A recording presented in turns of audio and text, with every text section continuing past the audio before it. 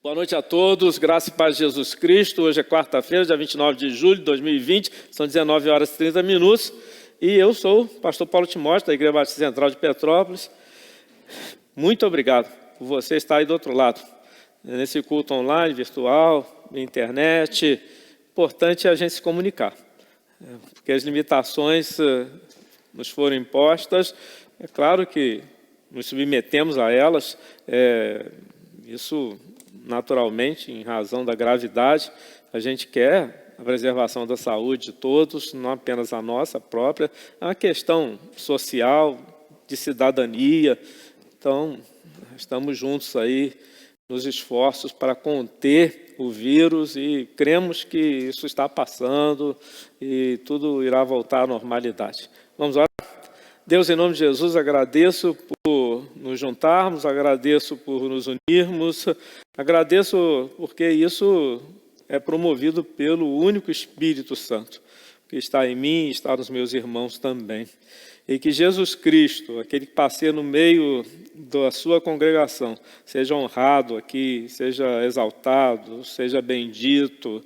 Nós queremos que o resultado positivo, espiritual, vá todo para Ele, para que o nome dEle seja conhecido, para que as obras dEle sejam manifestas. Usa as nossas vidas para que assim se faça, assim se cumpra. Abençoa quem está em casa e ministra, Senhor, ministra por meio dessa oração, ministra através dos cânticos, ministra, Deus, também usando a mensagem, e ministra no fim, quando pedimos a reação, ainda que mental e emocional, mas também esperando que isso não fique somente no campo teórico ou dos sentimentos, mas que essa reação a tudo que aconteceu avance na mudança de vida das pessoas para serem mais parecidas com o Senhor Jesus. Então, em nome do Senhor, consagramos a Ti esta reunião aqui e agora. Amém. Nós convidamos você que está em casa, a adorar a Deus, exaltar o nome dEle, declarar o senhorio dEle sobre a sua vida, sobre a sua casa. O único que é digno de louvor e de adoração, aquele que morreu na cruz por mim, por você, para nos redimir, nos resgatar das trevas, nos redimir do pecado. A esse Deus nós adoramos. Vim para adorar-te, vim para prostrar-me, vim para dizer que és meu Deus. És totalmente amável, totalmente digno, tão maravilhoso para mim. Vim para adorar-te, vim para prostrar-me, vim para dizer que és meu Deus. És totalmente amável, totalmente digno, és maravilhoso para mim.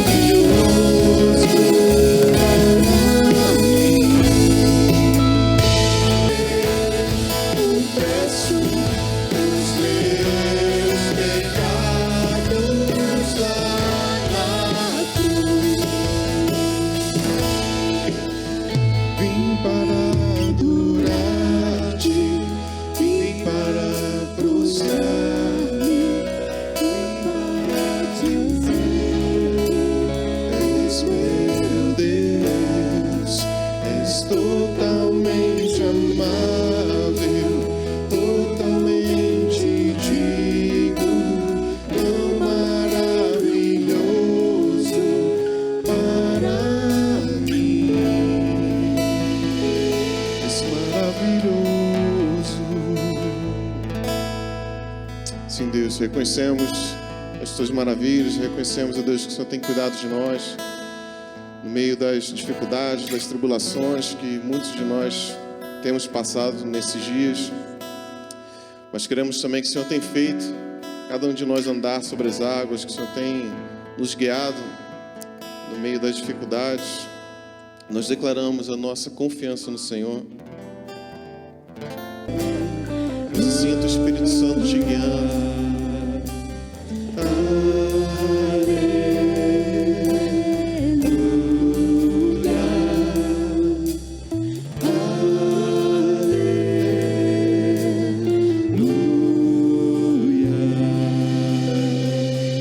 Aleluia. Louvado seja o nome do Senhor. A Ele toda a honra, toda a glória. Bem, eu quero hoje falar sobre um assunto que tem relevância. Começar fazendo uma pergunta. Qual é a sua posição na vida? Qual é a sua posição na comunidade? Qual é a sua posição na sociedade? Eu me dirijo àqueles que se inserem, àqueles que contribuem, àqueles que dão sua parcela. Não falo com os apáticos, os distraídos, os relaxados, os que vivem às custas dos outros, gente que em nada faz esse mundo ser melhor. Eu estou falando de quem se posiciona, e se posiciona no lugar em que se encontra. E aí compreende que tem uma missão ali. Então a pergunta é essa: onde você está colocado? Em que atua? Trabalha com o quê? Eu acredito que todas as posições são estratégicas. E, ao serem estratégicas, elas apresentam oportunidades.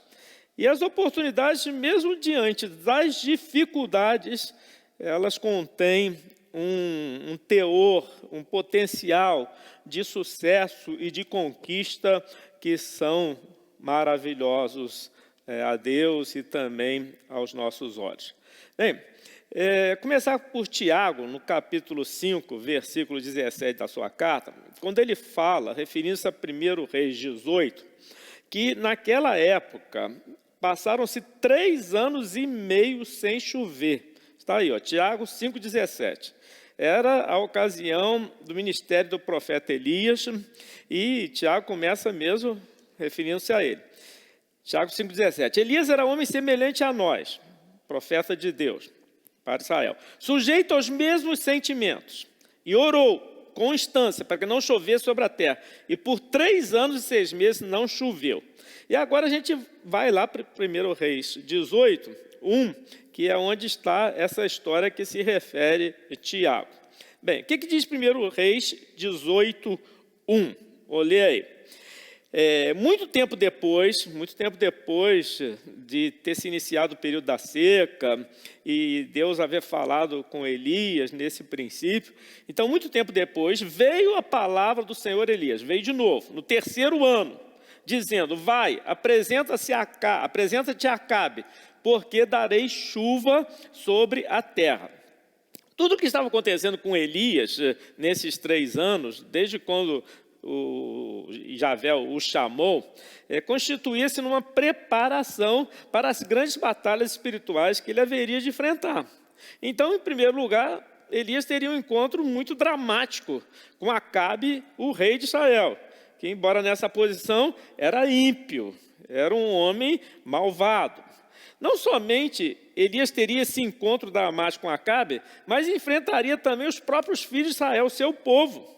E os profetas de Baal, que representavam o lado idólatra, mas com quem os filhos de Israel estavam, de uma certa maneira, associados, e Elias tomando a frente dessa batalha espiritual para tentar salvar os israelitas. E, por último, Elias iria confrontar-se com Jezabel. Jezabel, a maligna, Jezabel, a satânica, Jezabel, que casada com Acabe, influenciava o seu marido de forma tal que ele pendia sempre para o lado errado, que era o lado do falso Deus, o Baal. É como se Jezabel tivesse o controle sobre o marido aí. Isso aí de vez em quando acontece. Tá bom? Bem, e quando Deus... Então, tudo era uma preparação, né, para essas grandes batalhas espirituais. E quando Deus falou novamente com Elias, Elias estava pronto. O que diz 1 Reis 18, 2? Vamos ver aí, aparecendo aí na tela. 1 Reis 18:2. Partiu, pois, Elias, antes, né? Versículo 1 a gente leu, vê a palavra do Senhor Elias, no terceiro ano, dizendo, vai, apresenta-te a Acabe. Agora o 2. Partiu, pois, Elias a apresentar-se a Acabe, e a fome era extrema em Samaria. Mas antes que Elias se encontrasse com Acabe, e depois de ter conversado com Deus, Deus conversado com ele, Elias, nesse meio tempo aí, ele teve um outro encontro. E esse outro encontro, embora não tivesse tido repercussões muito consequentes para a vida do profeta, representou algo um tanto pesado e trágico para a outra pessoa. E quem era essa outra pessoa? Um velho amigo do profeta. O nome dele, Obadias. Essa reunião. Está lá, 1 Reis capítulo 18, versículo 3. Podemos ler? 1 Reis 18:3. Acabe chamou a Obadias o mordomo. Continua aí o versículo. Obadias temia muito ao Senhor. Opa, para a gente aqui raciocinar. Bem, quem era esse Obadias? Diz aqui que ele era o mordomo da casa de Acabe. Era o despenseiro do palácio. Era o encarregado geral das coisas do rei. Ora, creio eu que depois de Acabe e Jezabel, ele que coordenava, ele que mandava em tudo. Esse era Obadias. Diz aqui que Acabe chamou Obadias o mordomo. E em segundo lugar, o que chama muita atenção é que o texto diz que Obadias temia muito ao Senhor. Ora, no mesmo versículo, fala de uma coisa antes, depois fala de outra. E do ponto de vista humano, essa é uma combinação bastante incrível. Porque Obadias, ele era empregado, funcionário desse déspota, desse cruel, desse facínora, desse verdugo, desse homem totalmente reprovável que era Acabe. E ao mesmo tempo em que era empregado funcionário, Obadias, diz aí a Bíblia, temia muito o Senhor. Olha que combinação incrível. Do ponto de vista humano. Agora, e do ponto de vista divino? Do ponto de vista divino significa que Deus sempre teve gente em posição estratégica para cumprir os seus propósitos, para fazer com que sejam executados os desígnios dele, o Senhor. Vou lembrar para você aí, José tornou-se o primeiro ministro do Egito, uma posição estratégica que não somente salvou os egípcios da destruição por causa da fome, falta de alimento, em razão da inteligência de José, mas também criou as condições para o nascimento do povo de Israel. Olha José, numa posição estratégica, num reino pagão, como era o Egito, servindo a Faraó, e sendo usado por Deus para cumprir o propósito dele, inclusive o nascimento de Israel. Não é só isso, olha só, um outro aqui, Moisés. Moisés viu-se herdeiro do trono do Egito. E depois de fugir, porque pensava que assumiria a liderança de Israel, e com violência, etc., mas foi reconhecido como um assassino, matou um egípcio que molestava um israelita. Ele, em razão do que, ele fugiu. E após 40 anos no deserto, Moisés voltou para liderar o êxodo de Israel. Um homem numa posição estratégica, com oportunidades à vista e sabendo discernir o uso que Deus queria da vida dele. Daniel foi um dos homens mais influentes nos impérios babilônico e medo-persa. Ele ocupou cargo alto na hierarquia política da nação babilônica e da nação medo-persa. Não só isso, Neemias era copeiro do rei Artaxerxes da Pérsia, que dominou Israel, subjugou Israel, e no entanto tinha um homem de Deus dentro da corte do rei, numa posição estratégica e percebendo as oportunidades. Esther, em razão da sua posição estratégica, Esther salvou o seu povo de dificuldades enormes. Os judeus estavam ameaçados de extinção, e por causa de Esther, isso não aconteceu. aconteceu. Obadias também estava numa posição dessa.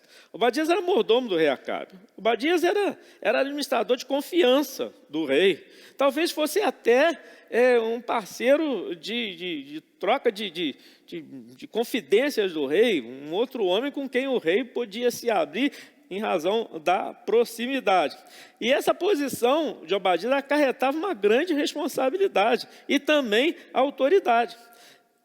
Vejam a controvérsia aí. Embora Acabe fosse o rei de Israel, a nação de propriedade exclusiva de Deus, Acabe era o rei de Israel. Ele era pagão, ele era ímpio, ele deveria ser santo, ele deveria ser justo, ele deveria temer muito ao Senhor. E, no entanto, como rei, ele era pagão. Obadias já não ocupava uma posição de tanto destaque assim. Ele era simplesmente um mordomo, encarregado, embora isso tivesse sua importância. Mas a Bíblia diz que Obadias temia muito ao Senhor. Temia muito ao Senhor. Isso quer dizer que Obadias era crente. Mas Obadias não era só crente, não. Obadias era um crente devoto. Era um cristão consagrado. Era um homem de comunhão com o Senhor. Era um homem, podemos dizer assim, né, cheio do Espírito de Deus. Certo? Obadias não tinha comprometido a sua fé no Deus vivo, diferentemente do rei, né, que devia dar o exemplo, mas que, ao contrário, queria até mesmo eliminar os profetas do Senhor. Acabe cultuava os profetas, cultuava Baal, né? Estava do lado dos profetas desse falso Deus. Então, pense nisso por um instante. Como é que pode uma coisa dessas? Né? Como é que pode acontecer de você estar numa posição estratégica, como Obadias estava, servindo a um rei pagão, sendo em todo o tempo, entre aspas, né, porque não colava, não vingava, mas sendo em todo o tempo influenciado, né, pela pecaminosidade do lugar, mas ainda assim manter a sua fé, e uma fé de qualidade, uma fé em que o texto diz que ele temia muito ao Senhor. Bem, como é que seria possível essa pessoa, Obadias, conseguir manter a confiança do rei nele? Será que o rei não notava, não percebia que Obadias era diferente? Mas mesmo assim ele continuava como responsável, como encarregado, como administrador. Como seria possível Obadias ficar acima de qualquer suspeita? Bem, e essas perguntas ficam ainda mais estarrecedoras quando a gente descobre as operações clandestinas de Obadias. Veja 1 Reis 18:4. Aos poucos a gente vai lendo aí toda a passagem. 1 Reis 18:4. Porque quando Jezabel exterminava os profetas do Senhor, Obadias tomou 100 profetas dos profetas do Senhor, e de 50 em 50 os escondeu numa cova e os sustentou com pão e água. Gente, então já podemos confirmar aí duas coisas. Primeiro, Obadias era um crente devoto. Olha o que ele fez aí.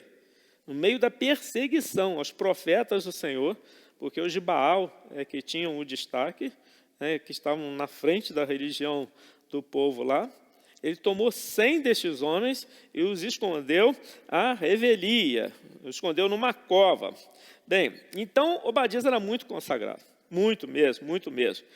E eu poderia dizer que a vida dele estava como que na balança, em todos os segundos das 24 horas do dia. Tipo assim, se alguém no palácio desconfiasse que Obadias remava contra, que Obadias, na verdade, era do outro lado, a morte dele era certa, com toda certeza.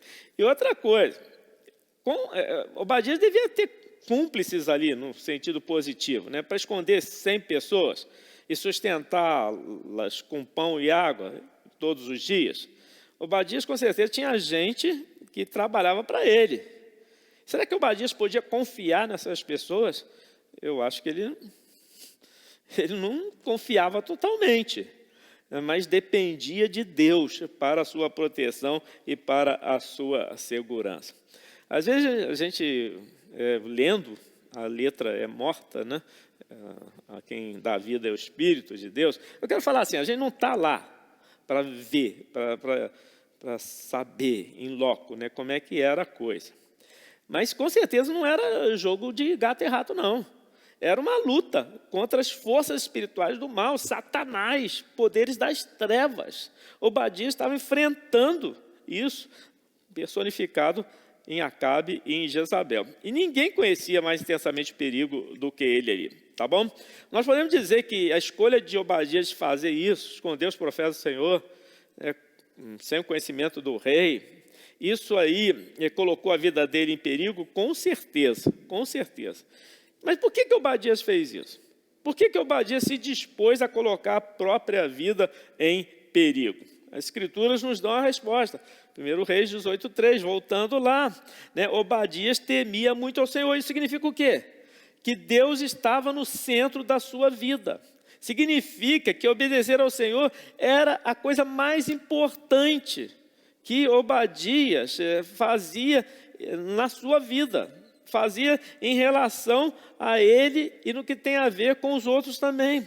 Essa frase, temia muito ao Senhor, significa isso, que a obediência a Deus era o que de mais importante havia para Obadias fazer, e ele escolheu isso. Agora, há uma segunda coisa aí que a gente deveria destacar também, porque isso fazia parte da vida desse homem, desse mordomo.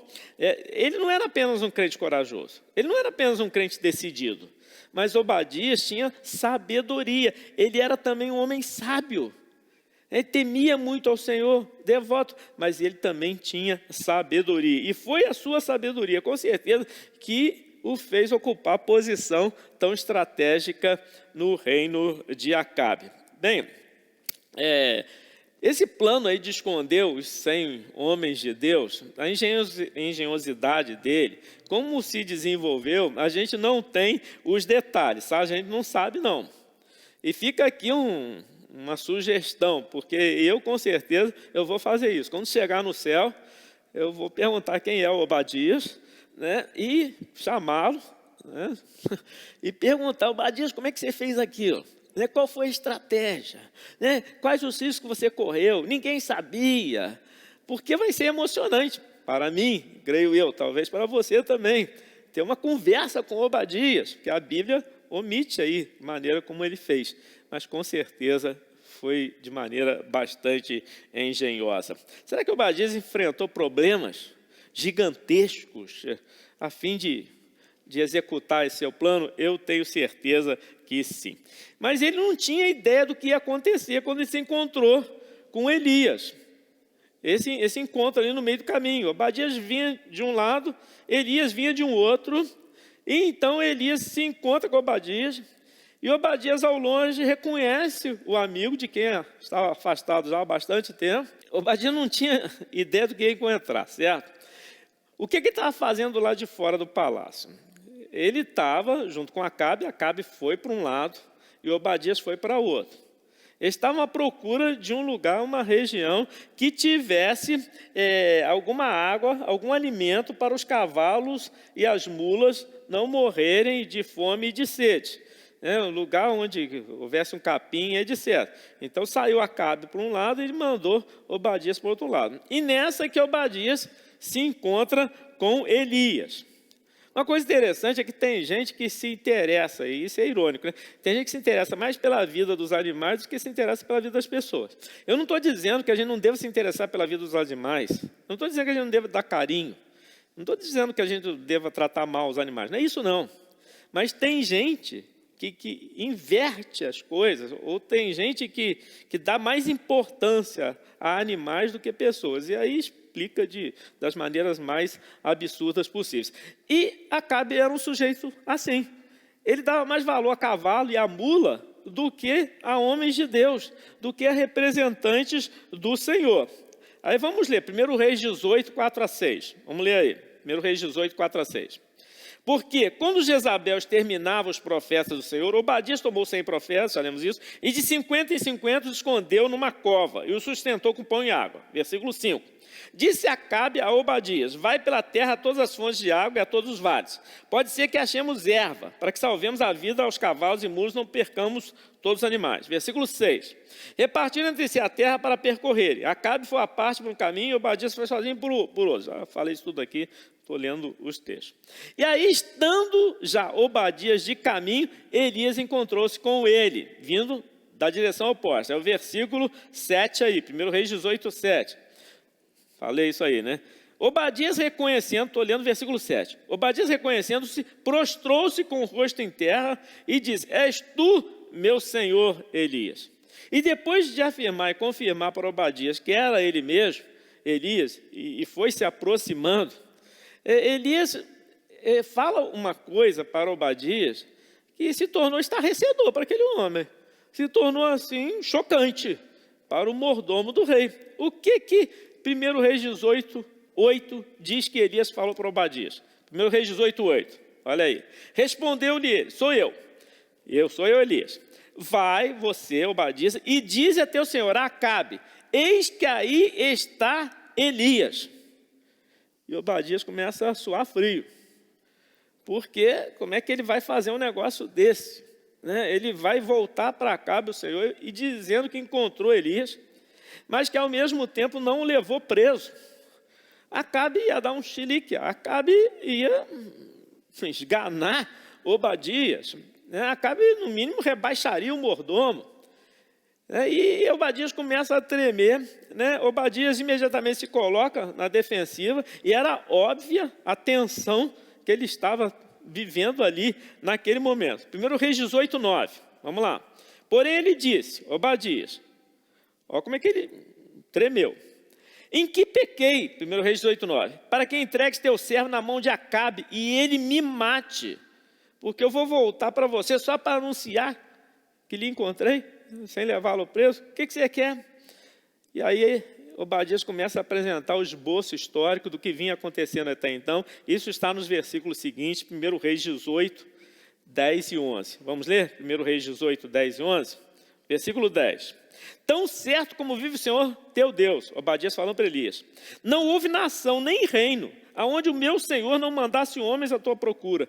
E, dizendo eles, aqui não está, fazia jurar aquele reino e aquela nação que te não haviam achado. Agora tu dizes, versículo 11, vai, dize a teu Senhor, eis que aí está Elias. Gente, Acabe tinha enviado a polícia secreta do reino a todos os cantos e lugares, buscando Elias para o matar. E a gente acabou de ler, onde fosse negativa a resposta dos interrogados, ele fazia os caras jurarem que não tinham visto Elias e não o tinham retido, a fim de que Acabe não os matasse, certo? E Obadias estava contando com a morte certa, se ele fizesse isso. Mas ele temia mais coisa. 1 Reis 18, 12. Vamos ler? 18, 12. Poderá ser que, continua Obadias argumentando com Elias, poderá ser que apartando-me eu de ti, o Espírito do Senhor te leve não sei para onde, e vindo eu a dar as novas a Acabe, não te achando ele, me matará. Eu, contudo, teu servo, temo ao Senhor desde a minha mocidade. Gente, era um temor, era uma frustração de Obadias nas palavras que ele dizia para Elias. Isso ficou mais demonstrado ainda na sequência aqui do capítulo 18. Olha aí comigo os versículos 13 e 14. 1 Reis 18, 13 e 14. Continua Obadias falando, 13. Acaso não dissera a meu senhor o que fiz? Quando Jezabel, então, tinha gente que sabia, né, o que Obadias tinha feito. Acaso não dissera a meu senhor o que fiz? Mas gente boa, gente que estava do lado dele. Quando Jezabel matava os profetas do Senhor, como escondi 100 homens dos profetas do Senhor, de 50 em 50, numas covas, e os sustentei com pão e água, versículo 14. E agora tu dizes, vai e diz a teu Senhor, eis que aí está Elias, ele me matará. E Obadias começa a relembrar para Elias a fidelidade dele ao Senhor, a obediência dele ao Senhor, servindo e adorando ao único Deus desde a sua mocidade, desde a sua juventude. Emocionado com certeza, ele vai recapitulando né, os passos da sua vida com Deus. Ele vai trazendo a memória para si e principalmente para Elias, querendo evitar aquela situação dele ter que ir a Acabe. Ele correu o risco diário, escondendo os profetas do Senhor. E agora, versículo 14, 1 Reis 18, 14. Está aí, essa expressão que Obadias usa. Né? E agora, ou seja, depois de tudo isso, depois de todo esse meu histórico, depois de toda essa minha devoção, obediência ao Senhor, agora, tu dizes, vai, diz a teu Senhor, eis que aí está Elias, ele me matará. E Elias teve compaixão, Elias teve misericórdia, Elias compreendeu. E Elias garantiu para Obadias que não se afastaria dali, que não desapareceria. Tipo assim, não vou ser achado, não vou ser encontrado. Elias garantiu. Tá? Em 1 Reis 18, 15. Leia comigo. Disse Elias, 18, 15. Tão certo como vive o Senhor dos Exércitos, perante cuja face estou, deveras, hoje me apresentarei a ele. E o que mais passou aí na conversa entre o profeta Elias e o mordomo Obadias, a gente não sabe mais. Né? E qualquer comentário é mera especulação, certo? Agora, eu acho que Elias contou tudo para Obadias. Contou tudo o que aconteceu na vida dele, desde que anunciou a Acabe que não choveria por 3 anos e 6 meses, contou a experiência do sustento de Deus na sua vida, contou como o Senhor o chamou de novo lá. E eu também não poderia aqui comentar, mas eu creio que os temores de Obadias se dissiparam. Né? Ou, no mínimo, ele ainda com receio e com medo, ele arriscou em fé. Ele obedeceu, confiando no Senhor, porque a Bíblia dá a entender que Obadias foi fazer o que Elias havia pedido, certo? Bem, o que fez Obadias? Voltou ao palácio de Acabe, disse ao rei que Elias estava esperando, aguardando para encontrar ele, Acabe. O que Acabe faz? Acabe se levanta de um salto, sai imediatamente ao encontro de Elias. Só que isso aí é uma outra história, certo? E eu não quero desenvolvê-la aqui. Mas sim, tentar aprender com Obadias, com esse homem de Deus, que numa posição estratégica foi usado pelo Senhor, porque vislumbrou oportunidades. E mesmo diante dos problemas, face às dificuldades, Obadias, ele, vamos dizer, que cumpriu a missão. Que ele executou o que Deus desejava, o propósito do Senhor na vida de alguém. Bem, que posso eu, um cristão do século XXI, aprender com Obadias? Em primeiro lugar, o que eu posso aprender é o seguinte: Deus deseja que cristãos sérios, que estão em posições estratégicas, e eu volto a dizer aqui que uma posição estratégica depende do seu conceito, depende do seu discernimento. Mas é claro, depende também da sua inserção na sociedade.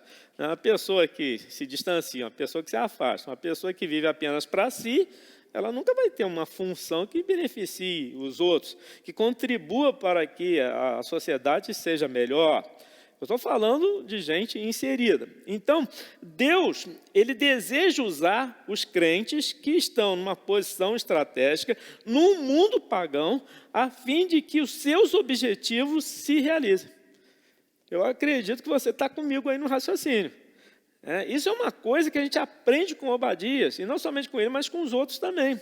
Então, Deus deseja usar. Qual o propósito principal de Deus para o cristão nesse mundo? Qual o propósito principal? É proteger esse crente, é torná-lo seguro, assim, de tal maneira que nada lhe aconteça e ele seja preservado de qualquer mal. Mas, pastor, Deus não quer me proteger? Deus não existem textos sagazes que dizem que eu estou seguro nas mãos de Deus? Sim, Deus quer proteger e Deus está protegendo. E Deus está garantindo a nossa segurança. Mas o que eu quero dizer é que esse não é o propósito principal de Deus para a minha vida e para a sua vida também. O propósito principal de Deus para a minha vida e para a sua vida é usar a mim e a você para que através de nós, a sua mensagem de verdade, a sua mensagem de justiça, a sua mensagem de amor, chegue às pessoas e elas sejam transformadas por aquilo que nós vivermos diante delas e na relação com elas, certo? Então, Mateus 5, 13 e 14 é um texto clássico, um texto básico, que diz que os cristãos, antes de querem se preocupar em serem guardados nesse mundo, etc., eles devem ser sal e luz. O que diz Mateus 5, versículos 13 e 14? Vamos ler? Diz assim, versículo 13: vós sois o sal da terra. Se o sal vier a ser insípido, como lhe restaurar o sabor? Para nada mais presta senão para lançado fora, ser pisado pelos homens. Versículo 14: vós sois a luz do mundo. Não se pode esconder a cidade edificada sobre o monte. Enquanto a gente está aqui embaixo, e sendo testemunhas dinâmicas da graça de Deus, não é testemunhas apáticas, não. Testemunhas dinâmicas da graça de Deus, o propósito do Senhor através de nós é construir o reino dele, né? Não desta terra, porque Jesus diz que meu reino não é deste mundo, mas ele está nos usando para que esse reino, onde a vontade dele é feita, seja construído na vida daqueles que se tornam seus filhos. 1 Timóteo 2,2. Veja como Deus tem interesse na nossa segurança. Vou reafirmar isso aqui para ficar bem claro. 1 Timóteo 2,2. Joga aí o texto. 1 Timóteo 2,2. Em favor dos reis, Paulo falando, né? Que nós devemos sempre fazer uso de orações e intercessões, em favor dos reis, de todos que se acham vestidos de autoridade, para que vivamos vida tranquila e mansa, com toda piedade e respeito. Agora, por que nós devemos orar pelos líderes do governo? Por que nós devemos orar pelos políticos que governam? Por quê? Para quê? É necessário entender aí o contexto e ler tudo com discernimento, né, em relação ao que vem antes e vem depois. Não é para a gente não ser perturbado, não é para a gente não ser incomodado. Não é isso, mas está na sequência aí, 1 Timóteo 2, 3, 4, olha o que diz aí, versículo 3, está comigo aí, versículo 3, isto é bom e aceitável diante de Deus nosso Salvador. O que é bom e aceitável diante de Deus nosso Salvador? Que se use a prática de orações e intercessões por todos que se acham vestidos de autoridade, etc, etc. Mas com que finalidade? Versículo 4. O qual deseja que todos os homens sejam salvos e cheguem ao pleno conhecimento da verdade. É no sentido da gente ter um ambiente de liberdade em que possamos anunciar as novas de salvação. Então, basicamente, o que Paulo está dizendo para Timóteo é isso. Devemos orar a fim de que o ambiente seja favorável, ou no mínimo, seja um ambiente de liberdade, para a gente poder anunciar as boas novas de salvação. Certo? 1 Timóteo 2, 5 e 6, não vou ler, vou passar, tá? Não vou ler isso não. Você acredita, junto comigo, que todo crente, todo cristão, que faz contato com um não crente, um não cristão, está numa posição estratégica? Não vou falar nem de função na sociedade, não vou falar de atribuição do que faz, não vou falar da responsabilidade que tem, responsabilidade civil, eu não vou falar disso. Basta você estar em contato com um não cristão, para você já estar numa posição estratégica. Onde que a nossa maior influência é sentida? Onde? É através de discursos de moralidade? Você acha que é? Eu acho que não. A nossa maior influência é sentida via contatos pessoais, que permitem aos outros perceber o tipo de gente que nós somos, recriados em Deus, tornados filhos de Deus, e, portanto, tendo adquirido uma nova natureza. O mundo está se deteriorando. E isso não deveria ser surpresa para ninguém. Porque Paulo disse que, passados os tempos, os homens iriam de mal a pior. Ele falou isso. Então, não há esperança para a sociedade corrompida. Porque cada vez ela se corrompe mais. Está aqui o texto, eu vou ler mais na frente. E quem tem a resposta para o dilema moral do mundo? Sem nenhum tipo de arrogância, petulância e orgulho espiritual. É o cristão, porque ele tem a mensagem de salvação, certo? Bem, segundo lugar, eu disse aqui, né, que Deus deseja usar os crentes que estão em posições estratégicas no mundo pagão, a fim de que seu propósito seja cumprido. Em segundo lugar, o que a gente pode aprender com Obadias é que Deus só pode usar eficazmente no relacionamento com o mundo os cristãos devotados a Ele. Então ele deseja usar, mas ele só pode usar quem é devotado a Ele, quem é consagrado a Ele, quem teme muito ao Senhor. E Obadias exemplifica muito esse fato. Ele serviu a Deus desde a sua infância. E é interessante notar que na Bíblia é muita gente de destaque em realizações em nome de Deus teve a mesma história. Assim, desde criança ter sido educado nos princípios do temor ao Senhor. Isso é muito interessante. Não é à toa que a Bíblia fala para pai e mãe educarem os seus filhos, tá certo? A gente nunca vai impressionar o mundo se comportando da mesma maneira com o mundo. Nunca, mas nunca mesmo. Se o nosso discurso for grosseiro, se o nosso discurso for atrevido, se o nosso discurso for sempre de oposição tacanha, se a gente se coloca na defensiva e atacados, nós contra-atacamos e fica essa coisa, um bate-boca entre quem é cristão, quem é pastor, que se diz cristão, e do outro lado, quem não é cristão e representa o secularismo, etc., isso não vai dar certo do ponto de vista bíblico e espiritual. Certo? 1 Pedro 2, 11 e 12, estou terminando. Diz assim, ó, amados, exorto-vos, como peregrinos forasteiros que sois, a vos abster das paixões carnais que fazem guerra contra a alma, mantendo exemplar, vou repetir aí, versículo 12, 1 Pedro capítulo 2, mantendo exemplar o vosso procedimento no meio dos gentios, para que, naquilo que falam contra vós outros como de malfeitores, observando-vos em vossas boas obras, glorifiquem a Deus no dia da visitação. Olha aqui o que Pedro está dizendo acerca do nosso comportamento no meio dos gentios, no meio daqueles que não são filhos de Deus. Olha aqui, exemplar, dizendo, ó, tem que ser exemplar, Tipo assim, eles falam de vocês como se fossem malfeitores, mas vocês não são malfeitores, ao contrário, vocês são benfeitores da humanidade. E eles vão admitir isso por meio das boas obras de vocês. Os lá de fora, eles podem até não concordar conosco, e podem até falar mal da gente em público, mas no secreto eles nos respeitam. Respeitam os que têm um procedimento exemplar. Respeitam aqueles cristãos que têm uma moral de Jesus Cristo. Respeitam quem os trata com verdade, com justiça, quem os trata com misericórdia, com amor, quem os trata com carinho, quem os trata com empatia, com simpatia, embora não concordando com muitas das suas práticas. Certo? Bem, quero ir terminando aqui. Muitos daqueles que dizem evangélicos, alienam os não cristãos. E fazem isso, na maioria das vezes, pela maneira como demonstram suas convicções, pela maneira como expressam a sua fé.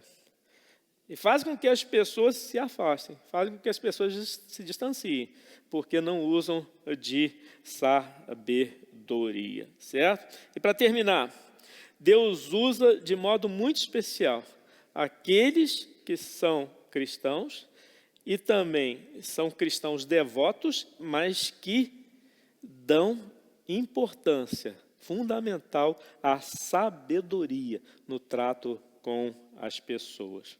Mateus 10, 16. O Senhor falando, eis que eu vos envio, tá aí, ó, eis que eu vos envio como ovelhas para o meio de lobos. Ovelhas representa quem? Representa os filhos de Deus. Lobos representa quem? Representa os filhos do maligno, certo? Então, o Senhor Jesus dizendo, eu estou enviando vocês como ovelhas para o meio de lobos. Sede, portanto, prudentes, sábios, inteligentes, como as serpentes, e simples em relação ao mal, como as pombas. Há muito cristão hoje com uma postura desafiadora, agressiva. Gente, isso não dá certo, isso não funciona.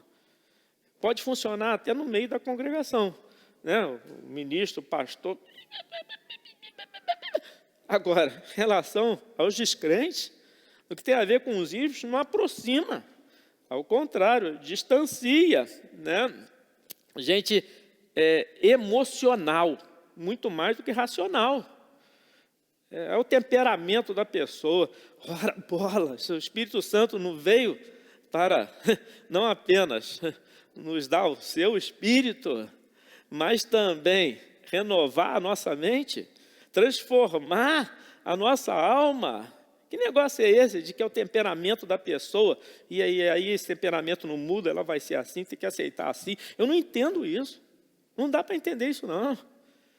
Questão de temperamento, tipo assim, se é agressivo, então a Bíblia diz que a paz, a pacificação tem que assumir o controle no lugar da agressividade. São os frutos do Espírito. E por aí vai. Muita gente que, ao invés de ser sal e luz para a vida dos outros, está fazendo com que os ímpios vomitem essas pessoas. Se você buscar aí o índice de rejeição de determinados líderes cristãos evangélicos no meio da sociedade corrompida, ele é altíssimo. E não venha me dizer que isso é por causa da luta espiritual, né, que há entre a luz e as trevas, porque muito disso aí, dessa rejeição, é por conta do comportamento não prudente, não sábio, que Jesus recomendou, tá certo?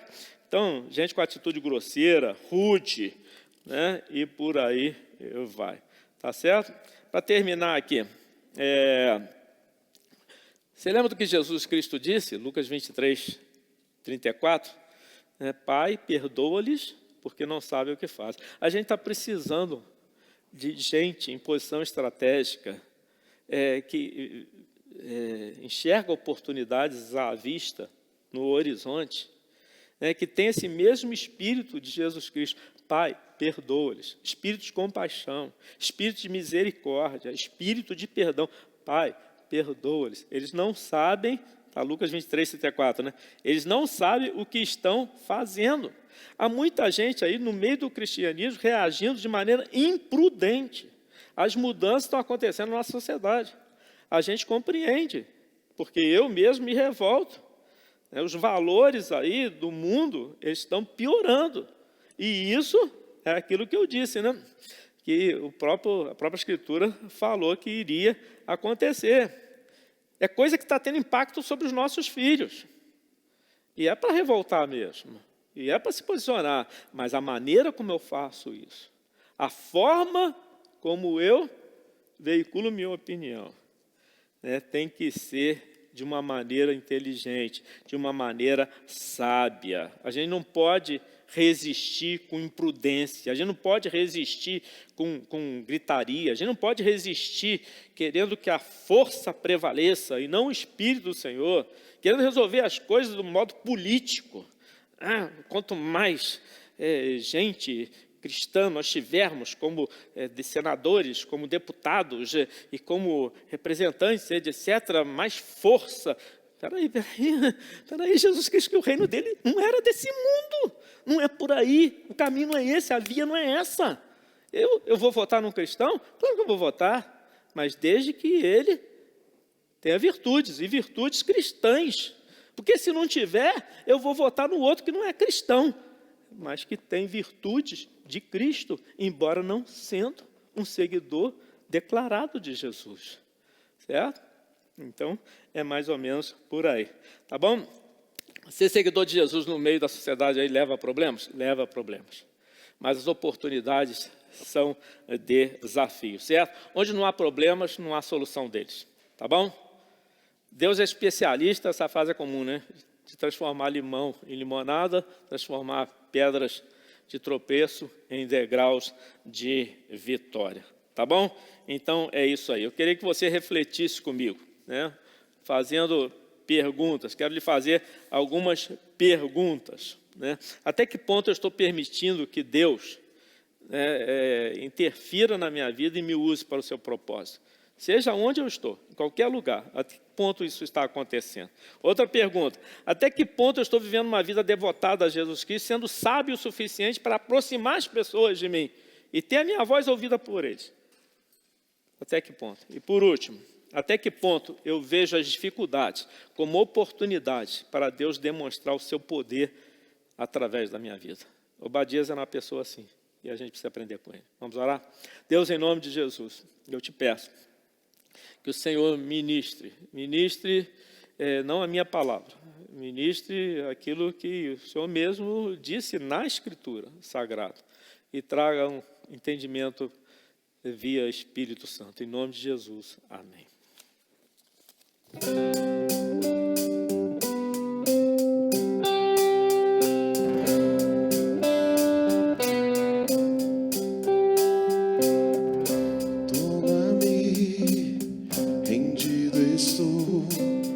Aos pés da cruz, me engano, Jesus.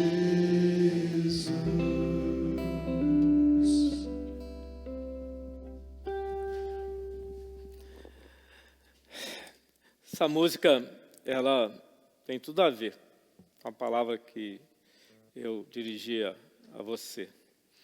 Porque diz assim, eis aqui, diante do Senhor, mas eis aqui não apenas como quem foi resgatado. Eis-me aqui rendido ao teu governo e ao teu senhorio.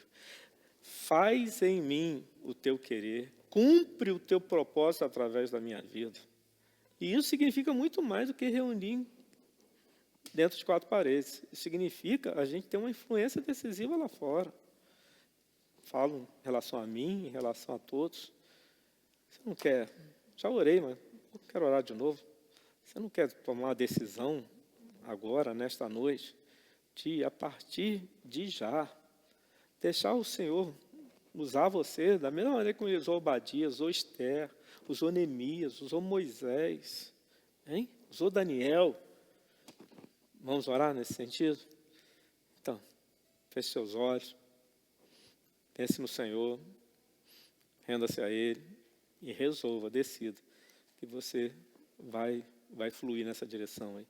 Pai, eu de novo intercedo, clamo, todos aqueles sensibilizados pelo Espírito, eu intercedo por quem está resolvendo que vai mudar a atitude, postura, onde quer que está, em qualquer lugar onde se encontra, fazendo isso ou aquilo, no mínimo tendo contato com um não cristão, vai levar a sério o chamado e vai se deixar usar a fim de que teus propósitos se cumpram. Olha o que o Senhor fez. O Senhor levantou uma nação, a nação de Israel. Isso lá atrás, no meio do Egito, envolvendo um outro povo em dificuldades, porque não havia alimento, não havia comida. O Senhor usa José e José se torna esse libertador. Então, nós queremos ser desse naipe também de pessoas. Nós queremos nos associar a esses gigantes das Escrituras. Deus, usa a mim, usa a toda a Batista Central para fazer a diferença, em nome de Jesus. Amém. Amém? É isso. Muito obrigado por tudo. Você já sabe, né? As nossas contas bancárias, etc., sempre aparecem para todos aqueles que desejam dizimar e ofertar. E o telefone de contato também para qualquer necessidade. Deus o abençoe. Abençoe a todos que estão participando conosco. Tenha uma boa noite. Uma quinta-feira abençoada.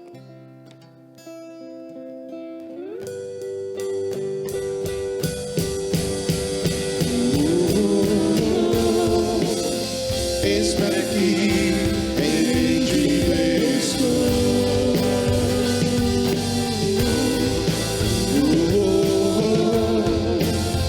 Eu sou teu.